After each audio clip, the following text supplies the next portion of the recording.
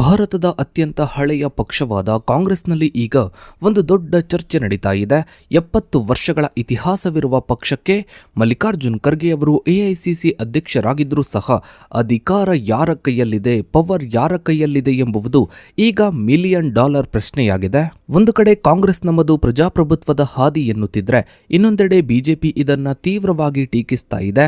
ಖರ್ಗೆ ಅವರು ಕೇವಲ ಹೆಸರಿಗೆ ಮಾತ್ರ ಅಧ್ಯಕ್ಷರು, ಆದರೆ ರಿಮೋಟ್ ಕಂಟ್ರೋಲ್ ಇರುವುದು ಮಾತ್ರ ಗಾಂಧಿ ಕುಟುಂಬದ ಕೈಯಲ್ಲಿ ಎನ್ನುವುದು ವಿರೋಧ ಪಕ್ಷಗಳ ಪ್ರಬಲ ಆರೋಪ. ಯಾವುದೇ ಪ್ರಮುಖ ನಿರ್ಧಾರ ಬರಲಿ, ಅದು ರಾಹುಲ್ ಗಾಂಧಿ ಅಥವಾ ಪ್ರಿಯಾಂಕಾ ಗಾಂಧಿಯವರ ಅಂತಿಮ ಮುದ್ರೆ ಇಲ್ಲದೆ ನಡೆಯುವುದಿಲ್ಲವೇ?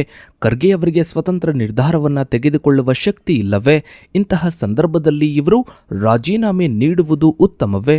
ಈ ಎಲ್ಲ ರಾಜಕೀಯ ಬೆಳವಣಿಗೆಗಳ ಬಗ್ಗೆ ಬಿಜೆಪಿ ಟೀಕೆಗಳ ಹಿಂದಿನ ಮರ್ಮವೇನು? ಅಸಲಿಗೆ ಕಾಂಗ್ರೆಸ್ನಲ್ಲಿ ನಡೀತಾ ಇರೋದಾದ್ರೂ ಏನು? ಇದರ ಬಗ್ಗೆನೇ ಒಂದು ವಿಶೇಷ ವರದಿ ಇದೆ, ಬನ್ನಿ ನೋಡ್ತಾ ಹೋಗೋಣ. ಸ್ನೇಹಿತರೆ, ಭಾರತೀಯ ರಾಷ್ಟ್ರೀಯ ಕಾಂಗ್ರೆಸ್ ತನ್ನ 137 ವರ್ಷಗಳ ಸುದೀರ್ಘ ಇತಿಹಾಸದಲ್ಲಿ ಒಂದು ಮಹತ್ವದ ಘಟ್ಟವನ್ನ ಅಕ್ಟೋಬರ್ 2022ರಲ್ಲಿ ತಲುಪಿತು. ಕಳೆದ 24 ವರ್ಷಗಳಲ್ಲಿ ಮೊದಲ ಬಾರಿಗೆ ಗಾಂಧಿ ಕುಟುಂಬೇತರ ವ್ಯಕ್ತಿಯೊಬ್ಬರು ಪಕ್ಷದ ಅತ್ಯುನ್ನತ ಪೀಠವಾದ ಅಖಿಲ ಭಾರತ ರಾಷ್ಟ್ರೀಯ ಕಾಂಗ್ರೆಸ್ ಸಮಿತಿಯ ಅಂದ್ರೆ ಎಐಸಿಸಿ ಅಧ್ಯಕ್ಷರಾಗಿ ಆಯ್ಕೆಯಾದರು. ಈ ಆಯ್ಕೆಯು ಕೇವಲ ಒಂದು ಸಾಂಸ್ಥಿಕ ಬದಲಾವಣೆಯಲ್ಲ, ಬದಲಾಗಿ ಭಾರತೀಯ ರಾಜಕೀಯದ ಅತ್ಯಂತ ಚರ್ಚಿತ ವಿಷಯವಾದ ವಂಶ ಪಾರಂಪರ್ಯ ರಾಜಕಾರಣದ ಮತ್ತು ಆಂತರಿಕ ಪ್ರಜಾಪ್ರಭುತ್ವದ ನಡುವಿನ ಸಂಘರ್ಷದ ಹೊಸ ಅಧ್ಯಾಯವಾಗಿ ಹೊರಹೊಮ್ಮಿತು. ಮಲ್ಲಿಕಾರ್ಜುನ್ ಖರ್ಗೆ ಅವರು ಅಧ್ಯಕ್ಷರಾಗಿ ಅಧಿಕಾರ ವಹಿಸಿಕೊಂಡ ಕ್ಷಣದಿಂದಲೂ ಇವರ ಅಧಿಕಾರ ವ್ಯಾಪ್ತಿ ಮತ್ತು ಸ್ವತಂತ್ರ ನಿರ್ಧಾರವನ್ನ ತೆಗೆದುಕೊಳ್ಳುವ ಸಾಮರ್ಥ್ಯದ ಬಗ್ಗೆ ತೀವ್ರವಾದ ಚರ್ಚೆಗಳು ನಡೀತಾನೆ ಇವೆ. ವಿಶೇಷವಾಗಿ ಬಿಜೆಪಿ ಖರ್ಗೆ ಅವರನ್ನ ರಬ್ಬರ್ ಸ್ಟಾಂಪ್ ಅಥವಾ ರಿಮೋಟ್ ಕಂಟ್ರೋಲ್ ಅಧ್ಯಕ್ಷ ಎಂದು ಪದೇ ಪದೇ ಟೀಕಿಸುತ್ತಲೇ ಇದೆ. ಸ್ನೇಹಿತರೆ, ಕಾಂಗ್ರೆಸ್ ಪಕ್ಷದ ಅಧ್ಯಕ್ಷೀಯ ಚುನಾವಣೆಯು ರಾಹುಲ್ ಗಾಂಧಿಯವರು 2019ರ ಲೋಕಸಭಾ ಚುನಾವಣೆಯ ಸೋಲಿನ ಹೊಣೆಯನ್ನ ಹೊತ್ತು ರಾಜೀನಾಮೆಯನ್ನ ನೀಡಿದ ನಂತರ ಉಂಟಾದ ನಾಯಕತ್ವದ ಶೂನ್ಯವನ್ನ ತುಂಬಲು ನಡೆಸಿದ ಪ್ರಯತ್ನವಾಗಿತ್ತು. ಸೋನಿಯಾ ಗಾಂಧಿಯವರು ಮಧ್ಯಂತರ ಅಧ್ಯಕ್ಷರಾಗಿ ಮುಂದುವರೆದಿದ್ದರೂ ಕೂಡ G23 ನಾಯಕರ ಒತ್ತಡ ಮತ್ತು ಪಕ್ಷದ ಅವನತಿಯನ್ನ ತಡೆಯುವ ಉದ್ದೇಶದಿಂದ ಆಂತರಿಕ ಚುನಾವಣೆಯನ್ನ ಘೋಷಿಸಲಾಯಿತು. ಮಲ್ಲಿಕಾರ್ಜುನ್ ಖರ್ಗೆ ಅವರು 70 ಮತ್ತು 80ರ ದಶಕದಿಂದಲೂ ಗಾಂಧಿ ಕುಟುಂಬದ ಕಟ್ಟ ನಿಷ್ಠಾವಂತರಾಗಿ ಗುರುತಿಸಿಕೊಂಡವರು. ಇವರ ವಿರುದ್ಧ ಸ್ಪರ್ಧಿಸಿದ ಶಶಿ ತರೂರ್ ಅವರು ಪಕ್ಷದಲ್ಲಿ ಸಾಂಸ್ಥಿಕ ಸುಧಾರಣೆಯ ಪರವಾಗಿ ಮಾತನಾಡಿದ್ರು. ಪಕ್ಷದ 90% ಪ್ರತಿನಿಧಿಗಳು ಖರ್ಗೆ ಅವರನ್ನೇ ಬೆಂಬಲಿಸಿದರು. ಈ ಫಲಿತಾಂಶವು ಕಾಂಗ್ರೆಸ್ ಪಕ್ಷದ ಆಂತರಿಕ ರಚನೆಯಲ್ಲಿ ಸಾಂಸ್ಥಿಕ ನಾಯಕತ್ವದ ಹಿಡಿತ ಎಷ್ಟು ಪ್ರಬಲವಾಗಿದೆ ಎಂಬುದನ್ನು ತೋರಿಸುತ್ತದೆ. ಗಾಂಧಿ ಕುಟುಂಬವು ಈ ಚುನಾವಣೆಯಲ್ಲಿ ತಟಸ್ಥವಾಗಿದೆ ಎಂದು ಹೇಳಿಕೊಂಡಿದ್ದರು. ಖರ್ಗೆ ಅವರು ಹೈಕಮಾಂಡ್ನ ಅಧಿಕೃತ ಅಭ್ಯರ್ಥಿ ಎಂಬ ಭಾವನೆ ಪಕ್ಷದ ಪ್ರತಿನಿಧಿಗಳಲ್ಲಿ ಗಾಢವಾಗಿತ್ತು.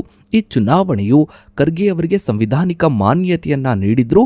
ಅವರ ಮೇಲೆ ಆಯ್ಕೆಯಾದ ಅಧ್ಯಕ್ಷ ಎನ್ನುವುದಕ್ಕಿಂತ ಹೆಚ್ಚಾಗಿ ನೇಮಕಗೊಂಡ ಅಧ್ಯಕ್ಷ ಎಂಬ ಹಣೆಪಟ್ಟಿಯನ್ನ ಅಂಟಿಸಿಕೊಳ್ಳಲು ಕಾರಣವಾಯಿತು. ಇನ್ನು ಸ್ನೇಹಿತರೆ, ಕಾಂಗ್ರೆಸ್ ಪಕ್ಷದಲ್ಲಿ ಹೈಕಮಾಂಡ್ ಎಂಬುವುದು ಕೇವಲ ಒಂದು ಪದವಲ್ಲ, ಅದು ಒಂದು ಶಕ್ತಿ ಕೇಂದ್ರ. ಸಂಪ್ರದಾಯಬದ್ಧವಾಗಿ ಸೋನಿಯಾ ಗಾಂಧಿ, ರಾಹುಲ್ ಗಾಂಧಿ ಮತ್ತು ಪ್ರಿಯಾಂಕಾ ಗಾಂಧಿಯವರನ್ನೇ ಹೈಕಮಾಂಡ್ ಎಂದು ಕರೆಯಲಾಗುತ್ತದೆ. ಖರ್ಗೆ ಅವರು ಅಧ್ಯಕ್ಷರಾದ ನಂತರವೂ ಪ್ರಮುಖ ನಿರ್ಧಾರಗಳನ್ನು ತೆಗೆದುಕೊಳ್ಳುವಾಗ ಈ ಕುಟುಂಬದ ಸಲಹೆಯನ್ನ ಪಡೆಯುವುದು ಅನಿವಾರ್ಯ ಎಂಬುದು ರಾಜಕೀಯ ವಿಶ್ಲೇಷಕರ ಅಭಿಪ್ರಾಯ. ಮಲ್ಲಿಕಾರ್ಜುನ್ ಖರ್ಗೆ ಅವರು ತಮ್ಮ ಅಧಿಕಾರವನ್ನ ಸಮರ್ಥಿಸಿಕೊಳ್ಳುವಾಗ ಹೆಚ್ಚಾಗಿ ಸಾಮೂಹಿಕ ನಾಯಕತ್ವ ಎಂಬ ಪದವನ್ನ ಪದೇ ಪದೇ ಬಳಸ್ತಾ ಇರ್ತಾರೆ. ಕರ್ನಾಟಕದ ಮುಖ್ಯಮಂತ್ರಿ ಬದಲಾವಣೆಯ ಬಗ್ಗೆ ಕೇಳಿದಾಗ ಇವರು ನಿರ್ಧಾರವನ್ನ ಹೈಕಮಾಂಡ್ ತೆಗೆದುಕೊಳ್ಳುತ್ತದೆ. ಹೈಕಮಾಂಡ್ ಎಂದರೆ ನಾನು, ಸೋನಿಯಾ ಗಾಂಧಿ ಮತ್ತು ರಾಹುಲ್ ಗಾಂಧಿಯವರು ಮೂವರು ಸೇರಿ ನಿರ್ಧರಿಸಲಿದ್ದೇವೆ ಎಂದು ಸ್ಪಷ್ಟಪಡಿಸಿದರು. ಈ ಹೇಳಿಕೆಯು ಖರ್ಗೆಯವರು ಪಕ್ಷದ ಸರ್ವೋಚ್ಚ ನಾಯಕರಾಗಿದ್ದರೂ ಕೂಡ ಅಂತಿಮ ನಿರ್ಧಾರಗಳಲ್ಲಿ ಗಾಂಧಿ ಕುಟುಂಬದ ಸಮಾನ ಪಾಲುದಾರಿಕೆಯನ್ನ ಒಪ್ಪಿಕೊಂಡಿದ್ದಾರೆ ಎಂಬುದನ್ನ ಸಾಬೀತುಪಡಿಸುತ್ತದೆ. ಈ ಪ್ರಕ್ರಿಯೆಯು ಪಕ್ಷದ ಕಾರ್ಯಕರ್ತರಲ್ಲಿ 2 ರೀತಿಯ ಭಾವನೆಗಳನ್ನು ಮೂಡಿಸುತ್ತದೆ. ಒಂದು ಕಡೆ ಹಳೆಯ ಮತ್ತು ಹೊಸ ಪೀಳಿಗೆಯ ನಡುವೆ ಸೇತುವೆಯಾಗಿ ಖರ್ಗೆ ಅವರು ಕಾರ್ಯನಿರ್ವಹಿಸುತ್ತಿದ್ದಾರೆ ಎಂಬ ಆಶಯವಿದ್ದರೆ, ಇನ್ನೊಂದೆಡೆ ಅಧ್ಯಕ್ಷರ ಪದವಿ ಕೇವಲ ಸಾಂಕೇತಿಕವಾಗಿದೆ ಎಂಬ ಆತಂಕವಿದೆ. ರಾಹುಲ್ ಗಾಂಧಿಯವರು ಅಧಿಕೃತವಾಗಿ ಯಾವುದೇ ಸಾಂಸ್ಥಿಕ ಹುದ್ದೆಯಲ್ಲಿ ಇಲ್ಲದಿದ್ದರೂ ಪಕ್ಷದ ಕಾರ್ಯತಂತ್ರ ಮತ್ತು ಅಭ್ಯರ್ಥಿಗಳ ಆಯ್ಕೆಯಲ್ಲಿ ಇವರ ಮಾತೆ ಅಂತಿಮವಾಗಿದೆ ಎಂಬುದು ಬಿಜೆಪಿಯ ಪ್ರಮುಖ ಟೀಕೆಯಾಗಿದೆ. ಇನ್ನು ಸ್ನೇಹಿತರೆ, ಬಹಳ ಮುಖ್ಯವಾಗಿ ಮಲ್ಲಿಕಾರ್ಜುನ್ ಖರ್ಗೆ ಅವರ ನಾಯಕತ್ವದ ಮೇಲೆ ಬಿಜೆಪಿ ನಿರಂತರವಾಗಿ ವಾಗ್ದಾಳಿಯನ್ನ ನಡೆಸುತ್ತಲೇ ಇರುತ್ತೆ.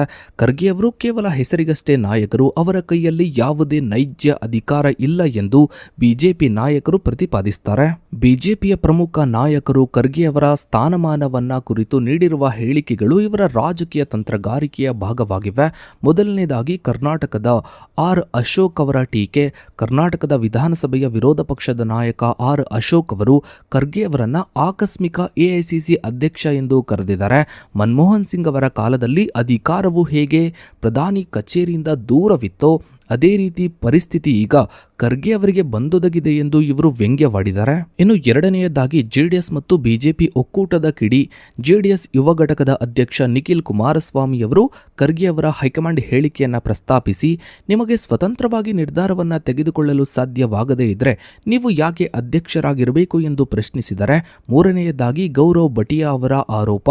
ಬಿಜೆಪಿಯ ರಾಷ್ಟ್ರೀಯ ವಕ್ತಾರ ಗೌರವ್ ಬಟಿಯಾ ಅವರು ಖರ್ಗೆ ಅವರನ್ನ ರಿಮೋಟ್ ಕಂಟ್ರೋಲ್ ಅಧ್ಯಕ್ಷ ಎಂದು ಕರೆದಿದ್ದಾರೆ. ಖರ್ಗೆ ಅವರು ನೀಡುವ ವಿವಾದಾತ್ಮಕ ಹೇಳಿಕೆಗಳ ಹಿಂದೆ ರಾಹುಲ್ ಗಾಂಧಿಯವರ ಪ್ರಚೋದನೆ ಇದ್ದೇ ಇರುತ್ತೆ ಎಂಬುದು ಇವರ ವಾದ.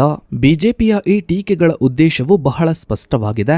ಕಾಂಗ್ರೆಸ್ ಪಕ್ಷವು ದಲಿತ ನಾಯಕನಿಗೆ ಅಧ್ಯಕ್ಷ ಪಟ್ಟ ನೀಡಿದ್ದರೂ ಇವರಿಗೆ ಗೌರವ ಮತ್ತು ಅಧಿಕಾರ ನೀಡುತ್ತಿಲ್ಲ ಎಂಬ ಸಂದೇಶವನ್ನ ದಲಿತ ಮತದಾರರಿಗೆ, ದಲಿತ ಸಮುದಾಯಕ್ಕೆ ರವಾನಿಸುವುದು ಬಿಜೆಪಿಯ ಪ್ರಮುಖ ಉದ್ದೇಶವಾಗಿದೆ.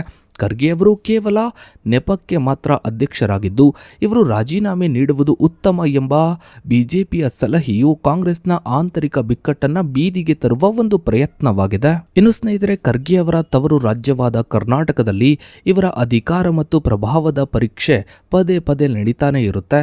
ಮುಖ್ಯಮಂತ್ರಿ ಸಿದ್ದರಾಮಯ್ಯ ಮತ್ತು ಉಪಮುಖ್ಯಮಂತ್ರಿ ಡಿಕೆ ಶಿವಕುಮಾರ್ ನಡುವಿನ ಅಧಿಕಾರ ಹಂಚಿಕೆಯ ವಿವಾದವು ಹೈಕಮಾಂಡ್ ಅಂಗಳಕ್ಕೆ ತಲುಪಿದಾಗಲೆಲ್ಲ ಖರ್ಗೆ ಅವರ ಪಾತ್ರವು ಸಂಕೀರ್ಣವಾಗಿರುತ್ತೆ.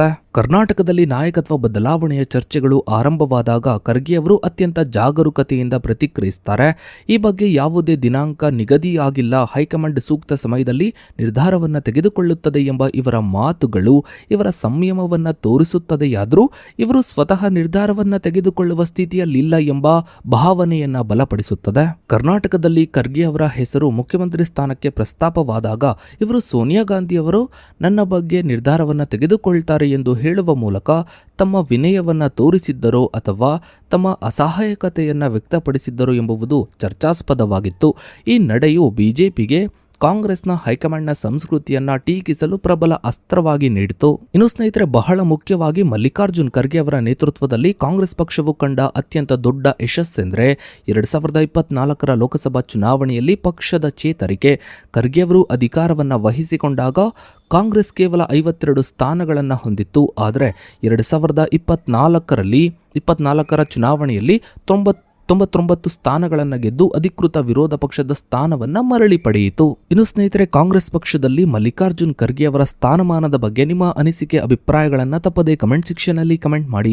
ಹಾಗೆ ವಿಡಿಯೋಗೊಂದು ಲೈಕ್ ಮಾಡ್ತಾ ವಿಡಿಯೋನ ಆದಷ್ಟು ಎಲ್ಲ ಕಡೆ ಶೇರ್ ಮಾಡಿ. ನೀವಿನ್ನು ನಮ್ಮ ಚಾನಲ್ಗೆ ಸಬ್ಸ್ಕ್ರೈಬ್ ಆಗಿಲ್ಲ ಅಂದ್ರೆ ಕೆಳಗಡೆ ಕಾಣ್ತಾ ಇರೋ ಸಬ್ಸ್ಕ್ರೈಬ್ ಬಟನ್ ಕ್ಲಿಕ್ ಮಾಡಿ. ಹಾಗೆ ಪಕ್ಕದಲ್ಲಿ ಕಾಣೋ ಬೆಲ್ ಐಕಾನ್ ಕೂಡ ಕ್ಲಿಕ್ ಮಾಡಿ. ಥ್ಯಾಂಕ್ಸ್.